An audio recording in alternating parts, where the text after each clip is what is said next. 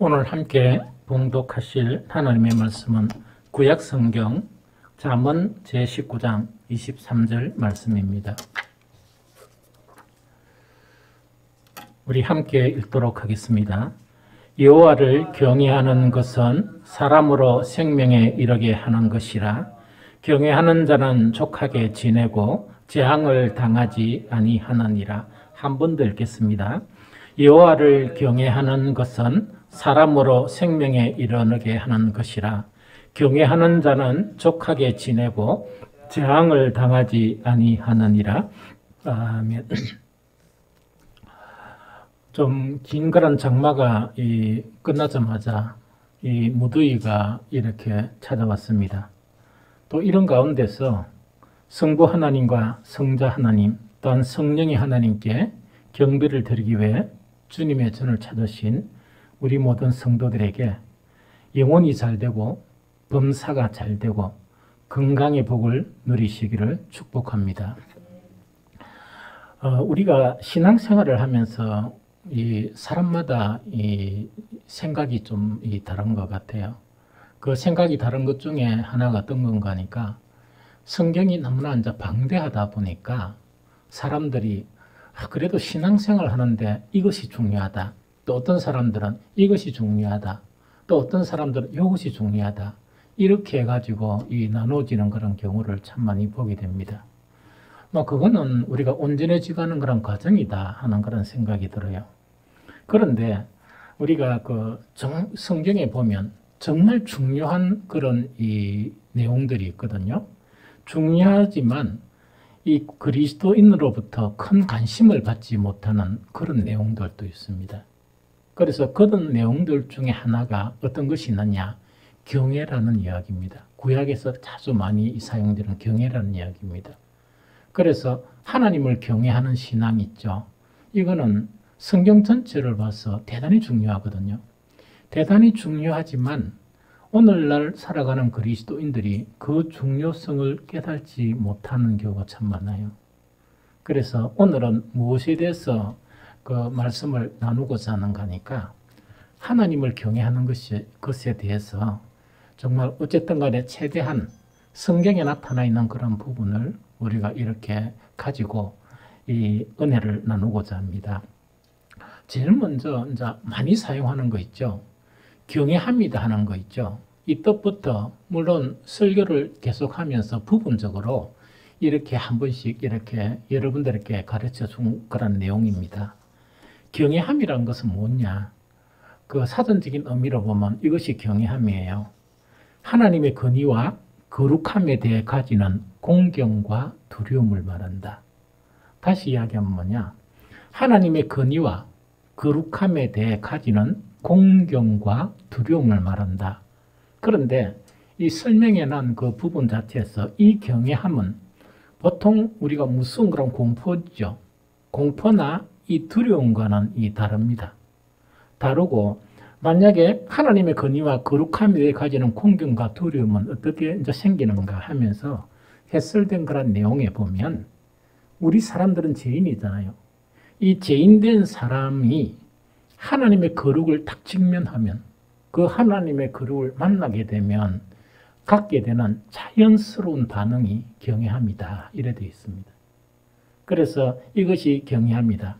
그래서 모세에게 하나님께서 이 호렙산에서 뭘 하시는가 하니까 백성들을 다 모아라. 다 모으면 내가 이렇게 하겠다 하는 그런 내용 중에 하나가 있는데 거기 신명기 4장 10절에 보면 이 내용입니다. 그 내용 안에 간단한 내용만 이야기할게요. 이 백성을 나에게로 불러 모아라.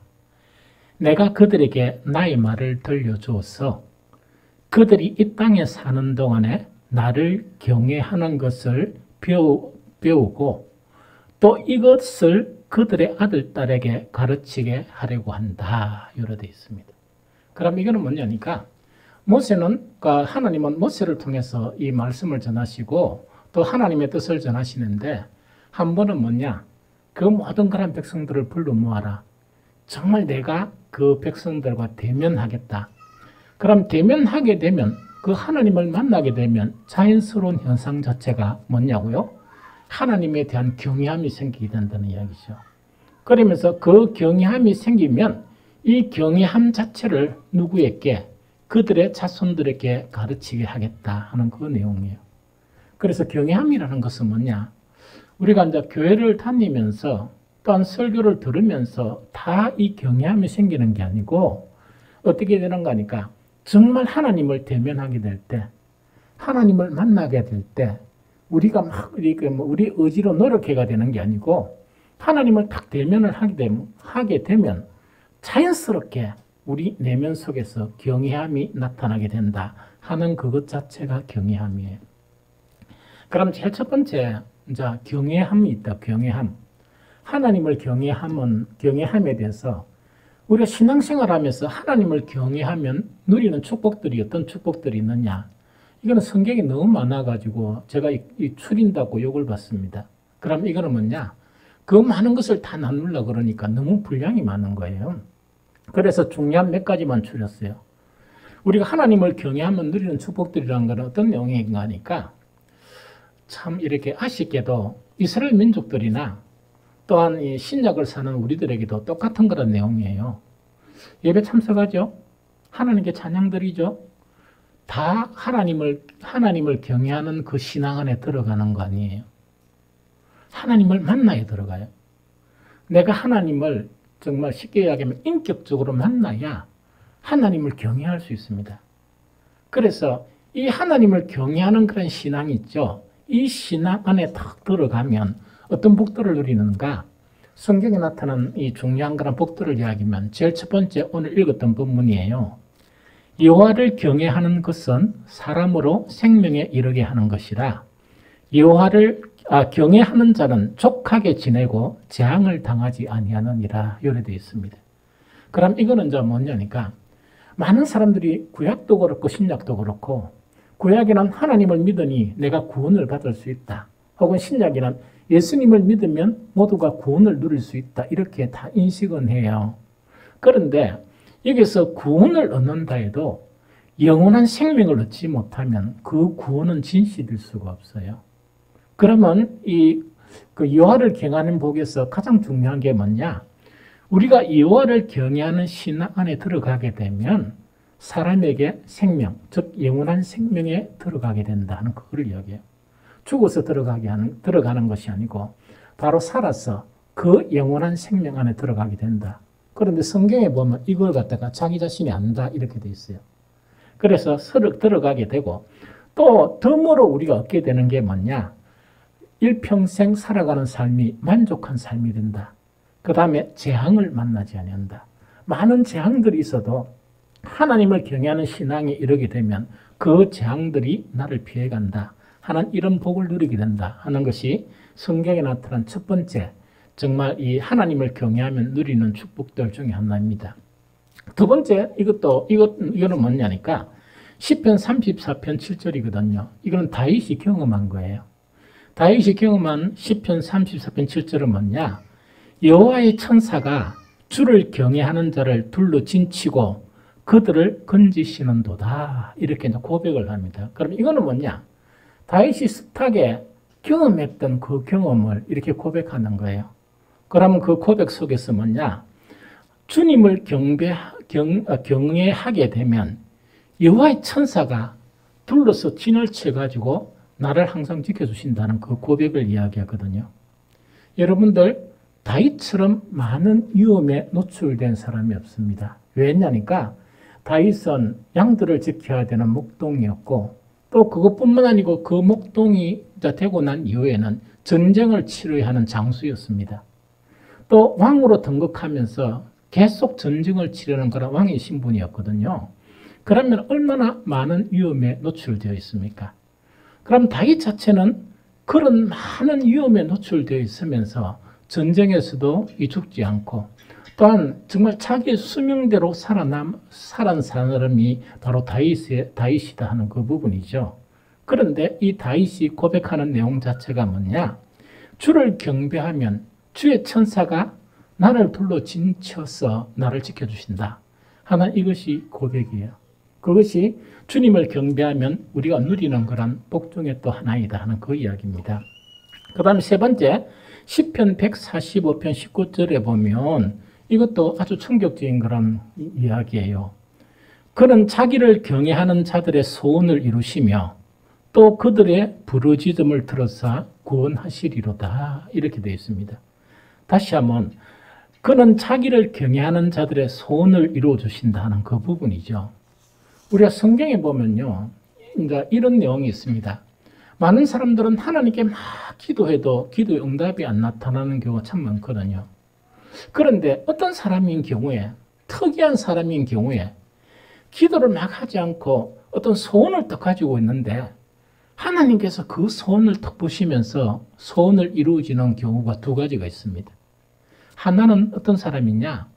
하나님을 기뻐하는 사람이에요. 하나님을 기뻐하게 되면 뭐냐니까 그 사람은 특별히 하나님 이것을 해주세요 아니고 내가 이것이 있었으면 좋겠다 하는 것이 이 현실로 나타난다는 그 이야기고, 두 번째로 뭐냐? 하나님을 경외하는 사람은 하나님께서 딱 보시면서 그 마음의 소원도 이루음을 받는, 그것이 세 번째 정말 경외하면 받는 그런 축복이다 하는 그 이야기입니다. 그럼 네 번째 시편 103편 17절에 보면 이래 되어 있습니다. 이것도 아주 충격적이에요. 여호와의 인자심이 자기를 경외하는 자에게 영원부터 영원까지 이르며 그의 의는 자손의 이르리니, 이래 되어 있습니다. 그럼 이걸 쉽게 이야기하면 이야기거든요. 보통 성경에서 구약에서 여호와의 인자심, 즉 인자심이라는 그 단어가 나오면, 기억 개정의 단어가 나오면 이걸 이렇게 번역해 버리면 거의 정확합니다. 이거는 하나님의 사랑하심, 이렇게 읽으면 돼요. 즉 여호와의 인자심은 뭐냐? 하나님의 사랑하심, 그렇게 이렇게 번역하면 되거든요. 그러면 이걸 번역 그렇게 해가지고 쉽게 풀이하면 이 내용입니다. 우리가 그냥 신앙이 아니고 여호와를 경외하는 신앙에 딱 들어가잖아요. 들어가게 되면 어떻게 되는가?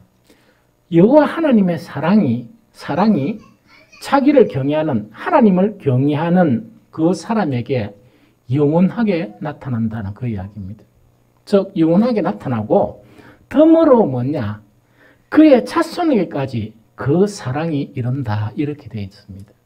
그래서 이것도 대단히 충격적인 그런 부분이죠. 그래서 우리가 참 이렇게 그 성경에서 가장 중요한 부분이지만 이렇게 참 신경을 안 쓰는 그런 부분 중에 하나가 뭐냐? 정말 주님을 경외하는 그런 신앙이에요. 이런 경외하는 신앙에 대해서 정말 이것이 중요하다 보니까 많은 하나님을 경외하면 이런 복들이 누리게 된다는 것이 성경에 무수히 많습니다. 그 중에서 오늘은 중요한 네 가지를 요약해서 여러분들에게 이렇게 말씀드렸습니다. 그래서 우리 신앙 자체가 어떤 신앙에 이제 들어가야 되느냐? 물론 이미 그것에 들어간 사람도 있을 것이다 생각이 듭니다. 이제 그냥 신앙이 아니고 정말 이 어두운 그런 세대 속에서 하나님을 경외하는 신앙이 있죠. 그 신앙으로 들어가기를 축복합니다. 그래서 여러분들이 지금까지 누리지 못했던 그런 놀라운 복을 누렸으면 좋겠습니다. 그러면은 이제 지금은 뭘 또 여러분들에게 말씀을 드리고자 하니까 이겁니다. 성경을 읽으면서요, 혹시 설교를 들으면서 우리는 그 설교의 이 단어는 알고 있어요. 단어는 알고 있는데 그것이 이 내 믿음하고 결부 안 되는 것들이 너무 많아요. 이 무슨 말겠죠? 그럼 그 중에서 대표적인 게 뭐냐? 성경에서 사랑이라는 이야기가 나오거든요. 사랑이라는 이야기가 나오면 성도들 중에 한 99%는 자기는 사랑의 사람인 줄 알아요. 그런데 실제로 탁 이렇게 까보면 뭐냐니까 그 사랑에 가까이 가지도 못한 그런 사람들이 너무 많이 볼 수가 있거든요. 이걸 갖다 뭐라고 얘기하느냐? 관념적인 신앙 혹은 이론적인 신앙이라 그래요. 어떤 지식적인 부분에 그 단어나 의미 자체는 어느 정도 알고 있는데 자기는 그런 사랑에 입문하지 못한 것을 이야기해요.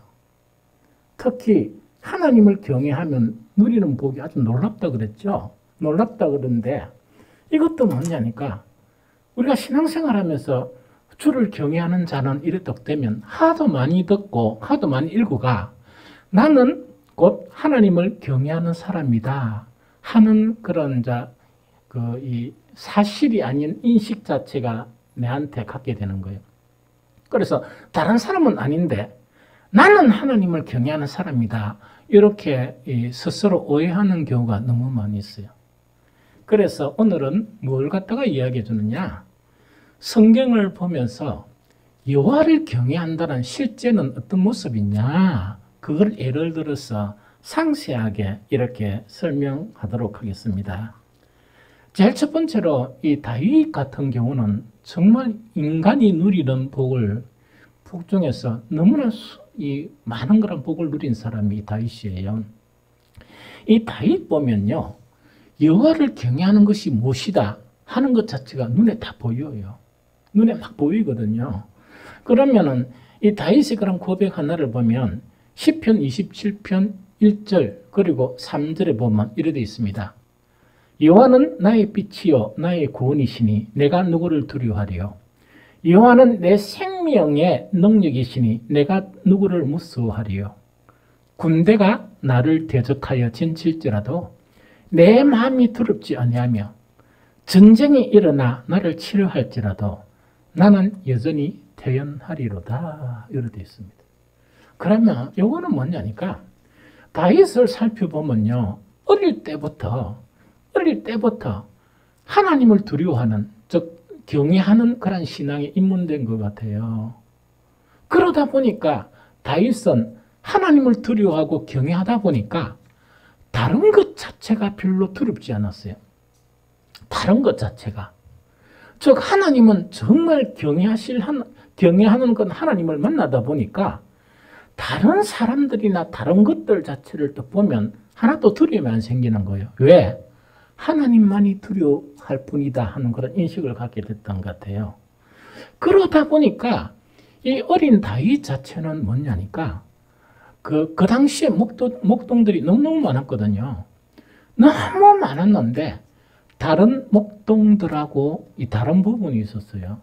그것은 뭐냐니까 어린 소년이었는데도, 이 성숙한 목동이 아니고 어린 소년이었는데도 양떼를 지키는데 사자나 곰 자체가 나타나면 다 도망가고 자기 살 길을 막 이래 찾아서 도망가는데 이 다윗은 그 앞에 담대히 선 거예요. 담대히 서면서 그 소년 다윗이 고백한 내용 자체가 뭐냐? 내가 양을 지키기 위해서 이 사자를 쳐 죽이고 곰을 쳐 죽였다. 그때 다윗은 소년이었습니다. 그래서 다른 사람이 도저히 하지 못했던 그런 일들을 하게 된 게 뭐냐? 정말 하나님만을 두려워하는 그런 다윗이었다는 그 이야기죠. 그것뿐만 아니고 하나님의 능력을 의지하고 그 모든 것을 이렇게 사자와 곰을 물리칠 수 있었다는 그 이야기죠. 이것이 계속 이 습관이 되다가 나중에 누구를 만나느냐? 그것도 역시 소년 때예요. 아마 이때는 청소년 때가 된 것 같아요. 청소년 때 된 이 다윗이 자기 형들의 그런 전쟁터에서 이 방문을 하게 되는데 그때 누구를 만나게 되는가? 골리앗을 만나게 돼요. 그 당시에 이스라엘의 모든 장수들은 골리앗이 한마디 이야기하면 다 숨어가지고 있은 거예요. 그런데 다윗이 지나가다가 정말 이 무시무시한 골리앗이 이야기 떡하니까 다윗의 눈에는 뭐냐니까 우습게밖에 안 보이는 거예요. 자기의 손에 죽어간 그런 곰이나 사자밖에 안 보였던 거예요. 그러다 보니까 이 다윗 자체가 이 골리앗을 죽일 때도 어떻게 죽였느냐? 갑옷도 다 버리고 정말 이 사울이 주는 칼이나 이걸 다 버리고 뭐만 가지는가? 곰을 쳐 죽였던 이 물맷돌만 다 가지고 가서 뭐라고 이야기하는가? 나는 만군의 주 여호와의 이름으로 너에게 나아간다. 이렇게 하면서 그 골리앗을 죽여버렸어요. 이것이 바로 누구냐니까 바로 이 다윗이었다는 그 이야기죠. 그래서 다윗은 이런 경험들 자체가 어떤 고백을 하게 하는가 하니까 시편 34편 7절 9절이에요. 여호와의 천사가 주를 경외하는 자를 둘러 진치고 그를 건지시는도다. 아까 이야기했죠. 그것뿐만 아니고 너희 성도들아 여호와를 경외하라. 그를 경외하는 자에게는 부족함이 없으리로다. 이것을 고백하고 가르칠 수 있었던 그런 다윗이 되었다 하는 그거를 이야기합니다. 다윗에게는요, 정말 다른 사람을 두려워하지 않은, 하나님만을 두려워하는 그런 경외하는 그런 신앙에만 들어갔던 게 아니고, 이 사울 있죠. 다윗을 막 죽이려던 그 사울과의 그런 관계성에도 이 다윗이 얼마나 하나님을 경외하는가 하는 그것이 고스란히 나타나 있어요. 이거는 여러분들이 몇 번 설교를 했지만 사실 충격적인 거거든요. 다윗은 어릴 때 어땠느냐. 하나님께서 사울이 너무나 이렇게 안 되니까 사울을 딱 폐하겠다고 작정하고 정말 하나님이 그 온 이스라엘을 둘러보시면서 어린 목동에게 하나님의 시선이 딱 고정된 거예요. 그러면서 사무엘을 보내가지고 기름을 부어라. 즉 왕으로 세우게 하라. 이렇게 명령하세요. 어쨌든 간에 다윗은 그 뒤에 골리앗을 죽이고 난 다음에 장군이 되고 성성장구를 하는 거예요.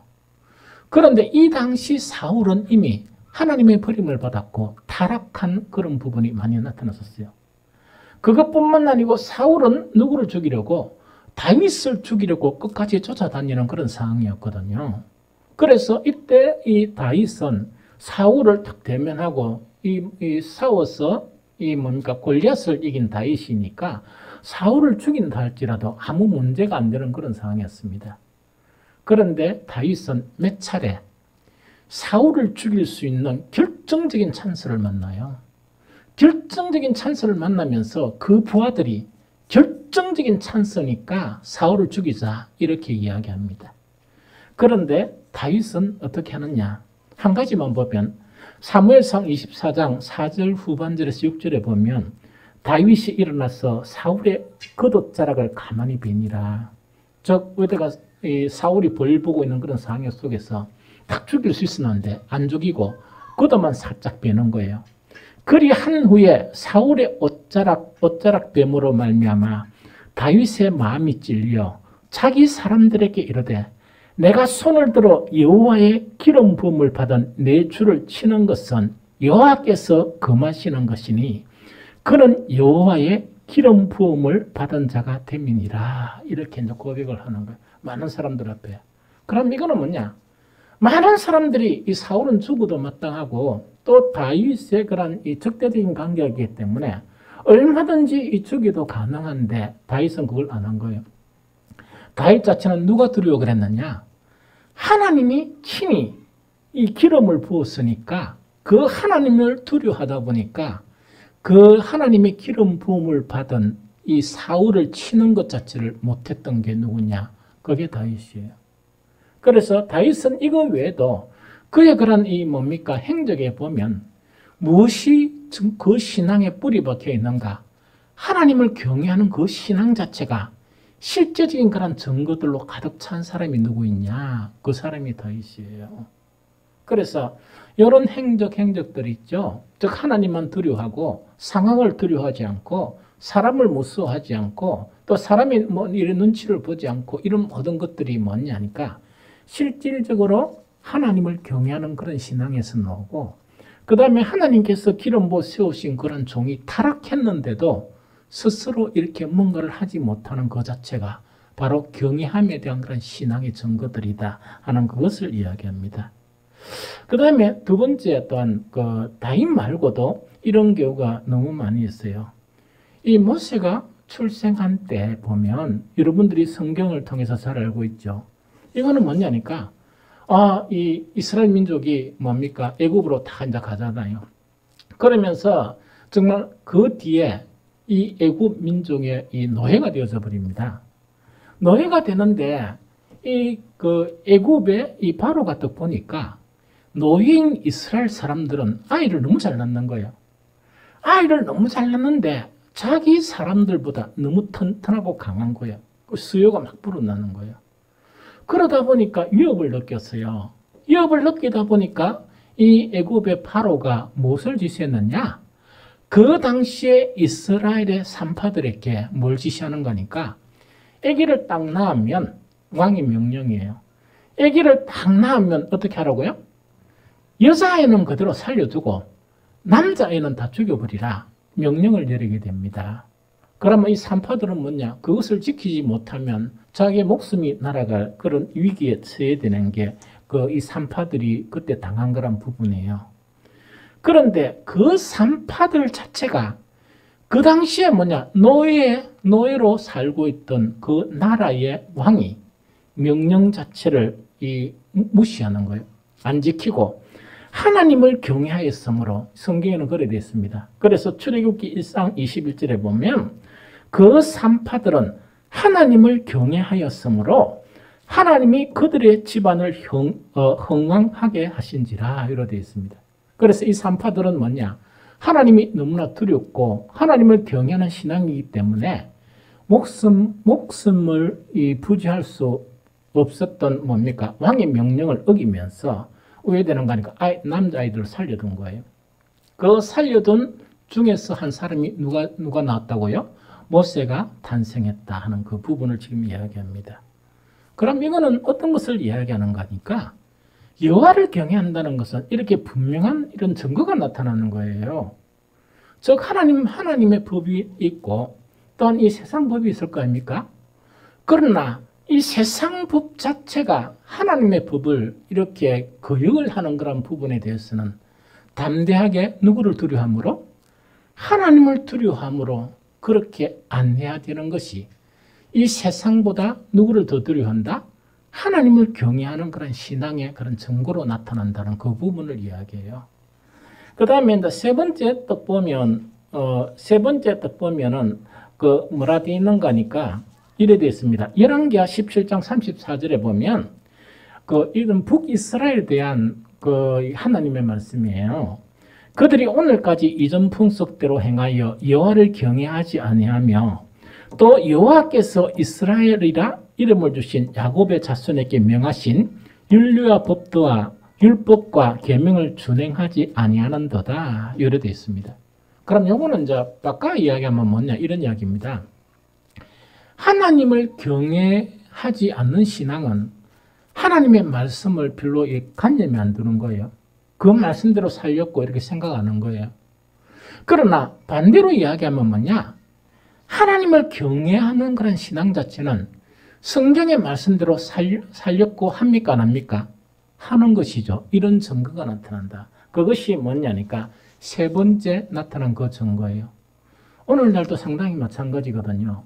많은 목회자들이 걱정하는 내용 자체가 어떤 내용인가 하니까 오늘날 성도들이 이 말씀에 즉 복음의 말씀에 자꾸 이렇게 떠나고 있다 하는 그것을 걱정하거든요. 즉 교회는 다니는데 예배는 참석하는데 뭐냐? 이 복음에서 계속 떠나고 있다 하는 그 내용이 뭡니까? 복음이라는 것은 우리가 구원받을 수 있는 길이 바로 복음 안에 있는 거죠. 얼마나 중요한 겁니까? 그러면은 이 하나님을 경외하게 되면 어떻게 됩니까? 우리의 구원을 위해서라도 이 복음에 순종해야 되죠. 또한 우리에게 생명을 주시는 하나님을 두려워하게 되면 그 복음의 말씀을 순종하지 않을 수 없죠. 그런데 이런 부분이 점차 사라지고 있다 하는 것을 걱정하고 있어요. 이것이 바로 뭐냐? 하나님을 경외하는 그런 신앙의 그런 예들을 성경을 통해서 이렇게 쭉 살펴본 것이 바로 그 부분이다 하는 그 이야기죠. 그러면 이제 오늘 마지막 세 번째로 그러면 우리가 어떻게 하면 하나님을 경외할 수 있느냐? 이걸 갖다가 이제 좀 살펴봤으면 좋겠습니다. 아까도 잠깐 그 사전적인 그런 부분에 뭐냐? 하나님을 만나게 되면 왜 된다고요? 그거는 하나님의 거룩 앞에 우리가 서게 되면 또 하나님의 그런 영광 앞에 서게 되면 자연적으로 우리의 마음에 하나님을 두려워하고 경외하는 마음이 이렇게 생겨버려요. 그래서 정말 어떻게 하면 여호와를 경외할 수 있느냐? 거기에서 가장 중요한 해답은 어떤 해답이냐? 이거를 좀 어렵지만 또 쉽지만 이걸 이야기하면 뭐냐? 인격적으로 하나님을 만나면 하나님을 경외하지 않을 수 없게 된다 하는 그 이야기입니다. 자, 그럼 다시 이야기합니다. 그 예배를 참석한다는 것은 인격적으로 하나님을 만난다는 것하고는 개념은 달라요. 그 개념은 전혀 다르거든요. 그래서 이 하나님을 만나야만이, 인격적으로 만나야만이 하나님을 경외할 수 있는 그런 신앙이 된다 하는 그 이야기입니다. 잠언 1장 7절에서는 아주 중요한 이야기를 하거든요. 여호와를 경외하는 것이 지식의 근본이거늘 미련한 자는 지혜와 훈계를 멸시하느니라 이렇게 되어 있습니다. 그럼 이거는 정확하게 이야기하면 어떤 이야기인가? 이야기다, 그죠? 여기서 여호와를 경외하는 것이 지식의 근본이다 하는 것을 풀어서 다른 말로 설명하면 이것이 어떤 말인가 하니까 이야기인 거예요. 지식의 첫걸음이 여호와를 경외하는 것이다. 이 이야기거든요. 지식의 첫걸음이 여호와를 경외하는 것인데 지식이 있다 하면서 너무나 미련하게 되어서 여호와를 경외하지 않는 그것을 지금 탓하는 거예요. 그럼 이거는 뭔가 다시 이야기합니다. 많은 성도들이 주일날 예배를 드리죠. 예배 중에서 가장 중요한 영역이 하나님의 말씀을 이야기해요. 즉 복음을 선포하는 것을 이야기하거든요. 이 복음을 선포하는 것은 목적이 여러 가지가 있지만 그 중에 가장 중요한 목적이 뭐냐? 복음을 통해서 하나님을 알게 하고 또 복음을 통해서 이 주님을 알게 하고 또 주님을 만나게 하고 이런 부분이에요. 그러면 이 들으면서 제일 먼저 형성되는 게 뭡니까? 지식이 형성되죠. 이 성경에 대한 하나님에 대한 그런 지식 자체가 형성되잖아요. 그런데 형성되는 그 지식에 가장 이 기초 있죠. 첫걸음이 무엇에 대한 깨달음이 형성된다? 하나님을 경외하는 것 자체가 이렇게 탁 발견된다는 이야기입니다. 그런데 여호와를 경외하는 것이 지식의 근본이거늘 미련한 자는 지혜와 훈계를 멸시한다는 것은 뭘 이야기하는 거니까 계속 말씀을 듣는데도 가장 중요한 첫걸음인 하나님 경외하는 것은 뭡니까? 빠져버리는 거예요. 무엇에서? 지식에서 빠져버리는 거예요. 그걸 미련하다 이렇게 이야기하거든요. 그래서 미련한 자는 아무리 말씀을 들어도 미련만 든다. 그 이야기입니다. 미련한 사람은 아무리 설교를 듣고 아무리 설교를 연구하고 책을 사가 읽더라도 그럼 책을 사가 또 읽으면 가장 중요한 거는 핵심을 한 가지라도 딱 끄집어내야 되잖아요. 끄집어내야 되는데 뭘 하느냐? 너무 미련스럽다 보니까 중요한 핵심들은 하나도 안 읽고 뭐만 읽는다고요? 껍데기만 읽는다는 그 이야기거든요. 어떤 목사님들이 이렇게 이야기해요. 설교를 딱 하면 너무 좀 그한 게 예화를 들면 우스운 예화를 들잖아요. 우스운 이야기. 그러면은 전체는 아니지만 많은 사람들이 뭐냐? 설교 내용은 아무도 모르고 목사가 이야기하는 우스운 이야기 있죠. 그 이야기는 몇 년까지도 이렇게 기억한대요. 그러니까 목사는 뭘 하려고 그랬느냐?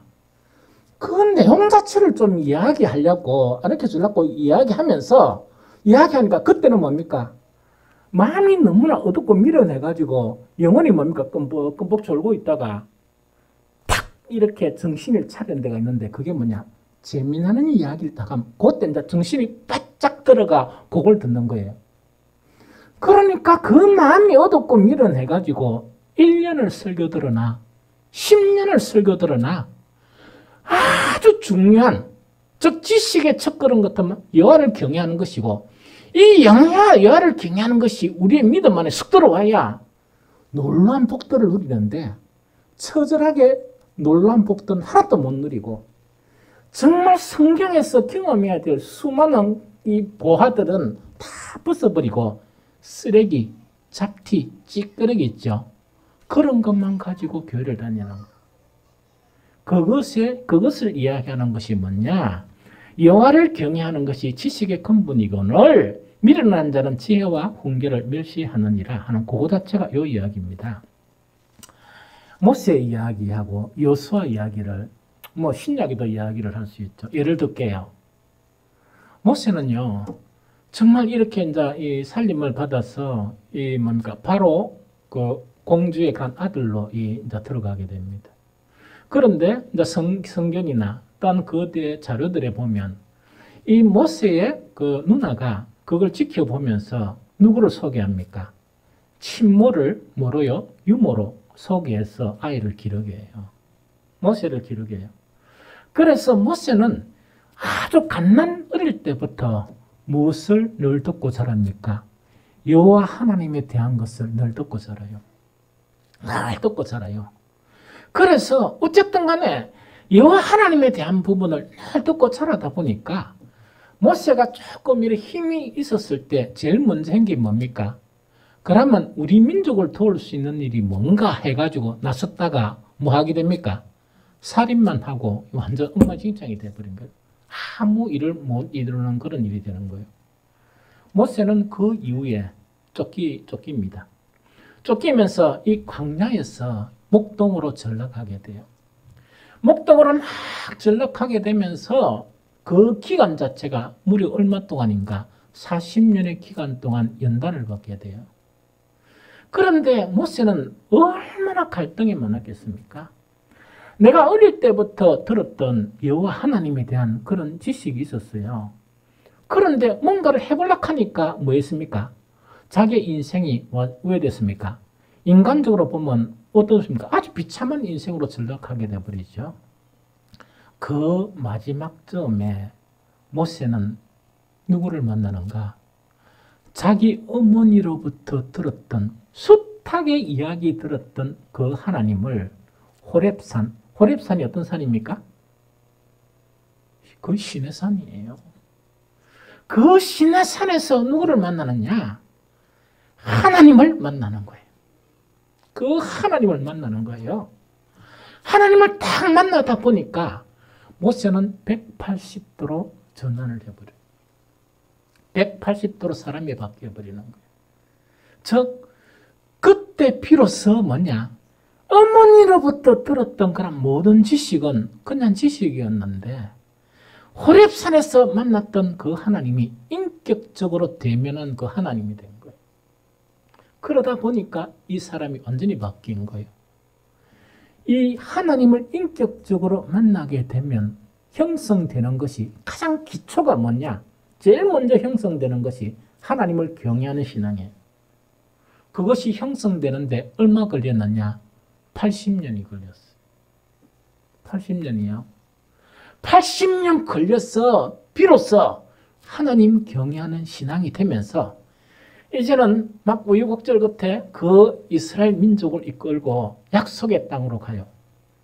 약속의 땅으로 가면 여러분들 지도를 딱 보면 이게 지중해 가면 대충 이렇게 되어 있습니다. 이렇게 되어 있으면 약속의 땅은 여기고 이 바다고 그 다음에 애굽 있죠. 애굽은 여기 있어요.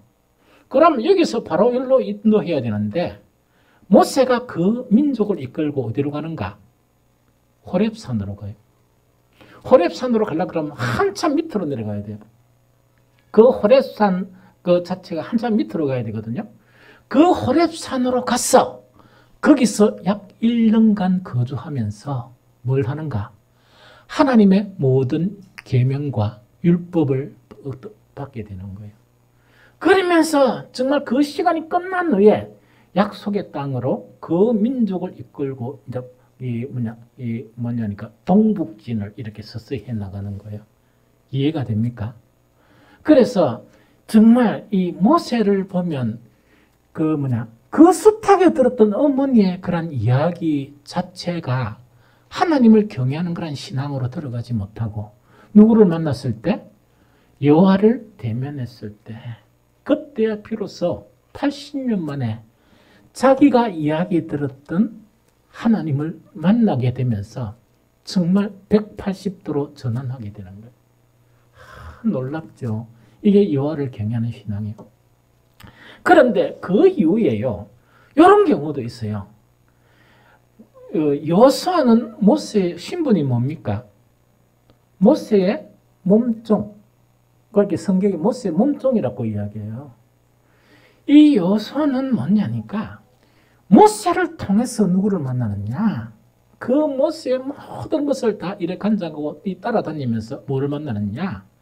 모세가 만났던 인격적인 그 하나님을 만나게 되는 거예요. 그러면서 모세를 이어서 뭐냐니까 가나안을 이렇게 정복하는 그런 일들을 완수하게 되고, 완수를 하면서 이 여호수아도 아주 놀라운 고백을 해요. 여호수아는 이미 뭘 알고 있었느냐? 자기의 민족들이 하나님 배반할 것을 알고 있었어요. 그래서 막 다짐을 하니까 이 양반들은 뭐냐? 하나님을 인격적으로 만나지 못했으니까 왜 됩니까? 우리도 요한만을 섬기겠습니다. 막 이렇게 막 연주 고백하는 그런 내용이 나와요. 여호수아는 그들 앞에 무엇을 이야기하는가? 오직 나와 네 집은 여호와를 섬기겠노라. 즉 이 말은 뭐냐니까 너희는 지금 이렇게 뭡니까? 이렇게 고백을 하고 이래도 내가 아무리 보니까 너희들은 뭐 한다고요? 하나님을 배반한다. 그러나 나와 내 집은, 이 모세의 마지막 남긴 이야기예요. 나와 내 집은 여호와를 섬기겠노라 하는 그걸 이야기하거든요. 여호수아는 인격적인 하나님을 만났고, 정말 그 백성들은 뭐냐? 모세와 여호수아를 통해서 설교만 계속 들었던 거예요. 즉 무엇을 못했냐? 인격적인 그런 하나님을 만나지 못했기 때문에 그랬다 하는 그 이야기입니다. 이 이야기도 들으니까 여러분들 좀 절망이 되죠. 왜 절망이 되느냐? 아니, 그러면은 우리는 모세처럼 그 뭡니까? 이 호렙산에서 하나님을 만나는 경험이 없으면 우리는 다 하나님을 배반한 이스라엘 족속이 되겠네요. 이런 결론을 가지기 쉽죠. 우리는 여호수아처럼 늘 이 모세의 먼종처럼 따라다니면서 그걸 통해서 얻은 것이 뭐냐니까 모세가 만났던 그 하나님을 여호수아도 만나는 거예요. 우리는 그러면은 우리 목사가 뭐 여러분들은 잘 모르겠지만 어쨌든 간에 늘 이렇게 사모처럼 내가 같이 살 수 없잖아요. 그러면 우리에게는 기회가 없는 것이 아닌가 하는 그런 생각을 하게 되죠. 아닙니다. 길이 있어요. 길이 있어요. 특별한 경험이 없어도 우리는 뭐냐? 그 길이 있다 하는 그 이야기거든요. 그럼 그 길을 설명해 주겠습니다. 잠언 2장 2절 5절. 이건 같이 찾아봅니다. 잠언 2장 2절 5절요. 잠언 2장 2절 5절. 아주 중요한 거니까요. 잠언 2장 2절 5절.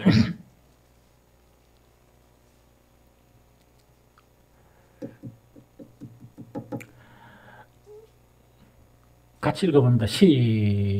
잠언 2장 2절을 시작. 네 귀를 지혜에 기울이며 네 마음을 명철에 두며 지식을 불러 구하며 명철을 얻으려고 소리를 높이며 은을 구하는 것 같이 그것을 구하며 감추어진 보배를 찾는 것 같이 그것을 찾으면 여호와 경외하기를 깨달으며 하나님을 알게 되리니. 한 번 더 읽읍시다. 너무 중요하니까요. 자, 시작. 네 귀를 지혜에 기울이며 네 마음을 명철에 두며 지식을 불러 구하며 명철을 얻으려고 소리를 높이며 은을 구하는 것 같이 그것을 구하며 감추어진 보배를 찾는 것 같이 그것을 찾으면 여호와 경외하기를 깨달으며 하나님을 알게 되리니 이야기입니다. 그럼 요거는 뭐냐 이야기입니다. 살아가는 일상 속에서 또한 우리가 신앙생활을 하는 이런 일상 속에서 어떤 것이 특출하면 하나님을 만나게 되고 하나님을 알게 되니까 만나게 되고 또 하나님 경외하기를 깨닫는 그 안으로 쑥 들어갈 수 있느냐. 그게 뭐냐니까 정말 하나님의 말씀 안에 있는 그 진리를 깨달으려고 막 힘쓰고 애쓰면서 정말 그 지혜와 명철 있죠. 그 지혜와 명철을 향해서 막 달려가는 그걸 이야기해요. 이 무슨 말이겠죠? 그러면 이렇게 되면 정말 호렙산에서 하나님을 만나지 않아도 우리에게는 뭐가 생긴다? 하나님 아는 것이 생기고 무엇이 된다고요? 하나님 경외하는 그런 신앙으로 입문하게 된다는 그 이야기입니다. 어제 저녁에 우리 참 이 8월 달에 그 목사가 좀 너무 미루는 거는 잘 모르지만 7월 달 이 다니엘 기도 끝나고 그 기도 중에서 이 감동으로 와닿았던 게 뭐냐? 우리 성도들을 위해서, 아이들을 위해서 기도밖에 할 게 없다 해가 월삭 기도를 결단하고 그것도 8월 달에 했거든요. 그런데 우리 사랑하는 자들이 뭡니까? 같이 참석해서 말씀을 나눴습니다. 그때 그 하나 소개했던 것이 뭐냐? 그 부분이에요. 옛날에 내가 청년들을 이렇게 나눌 때, 사역을 할 때, 그때 수양회를 1년에 3차례에서 가졌습니다. 전체 수양회는 뭐냐니까, 막 전도회가 수양회는 8월 달에, 여름 휴가 때 가졌고, 그 다음 11월 달에는 뭐냐, 제자 수양회가 한 3, 40명 정도, 딱 선발회가 수양회 갔었어요. 그런데 2월 달에는 어떤 수양회를 가진 적이 있는가 하니까 일꾼 수양회 해가지고 그 전체를 리드하던 그런 일꾼들 15명에서 한 16명 사이가 돼요. 그 일꾼들을 뭐냐니까 이 소집해가지고 또 일꾼 수양회를 가졌어요. 그 추운 겨울에. 그걸 갖다가 제가 직장생활 하면서 다 했습니다. 놀랍죠? 다 하면서 했거든요. 그런데 한 번은 제가 못된 생각인가 그건 잘 모르겠지만 어떤 것을 했느냐. 그 당시에 뭐냐.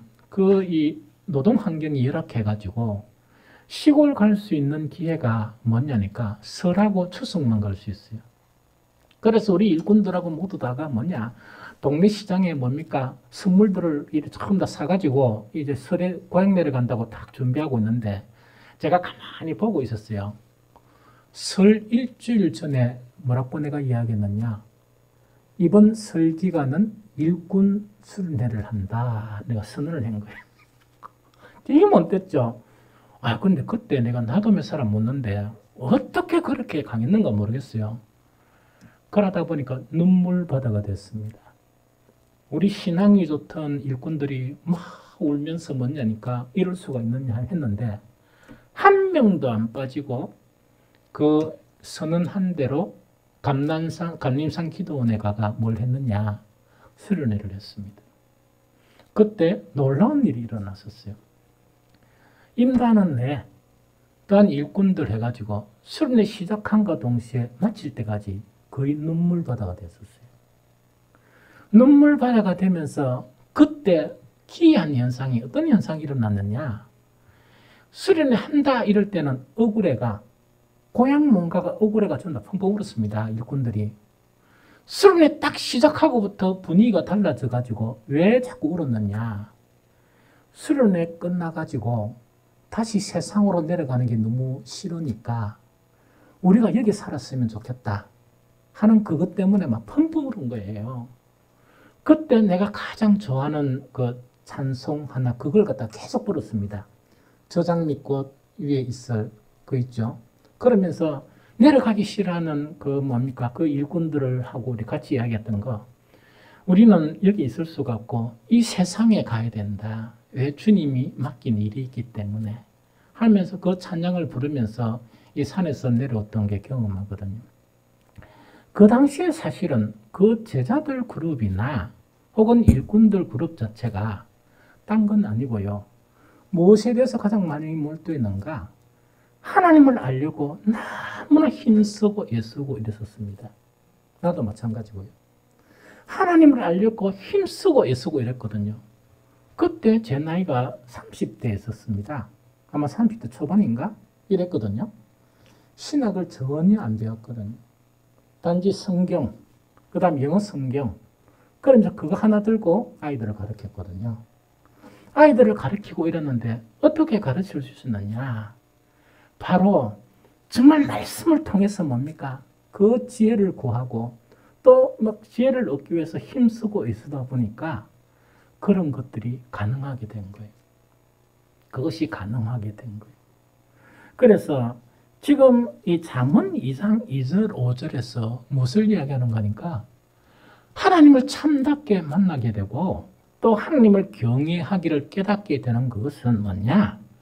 이 시대에도 가능합니다.